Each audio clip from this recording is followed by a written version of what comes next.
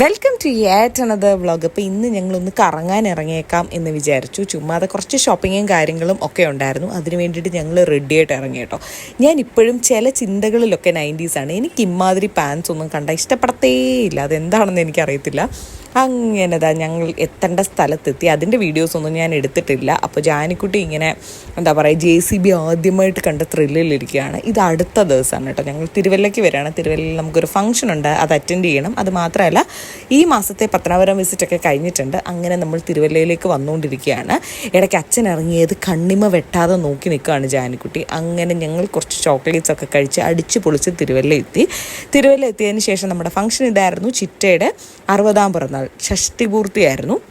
അപ്പോൾ അതിനവിടെ പോയി അവരുടെ കേക്ക് കട്ടിങ്ങിലൊക്കെ പാർട്ടായി. അതിൻ്റെ കൂടെ തന്നെ നല്ല അടിപൊളി റെഡ് വെൽവെറ്റ് കേക്ക് ആയിരുന്നു. അതൊരു 2 പീസൊക്കെ കഴിച്ചു. അത് കഴിഞ്ഞിട്ട് ഇനി ഒരു ചെറിയ സദ്യയും കൂടെ റെക്കോർഡ് ചെയ്ത് വെച്ചേക്കാം. സദ്യ കഴിക്കുന്നതുകൊണ്ട് റെക്കോർഡ് ചെയ്ത് വെച്ചേക്കാമെന്ന് വിചാരിച്ചു. അങ്ങനെ റെക്കോർഡ് ഇരുന്നപ്പോൾ തന്നെ എൻ്റെ ഫോണിൻ്റെ മെമ്മറി തീർന്നു.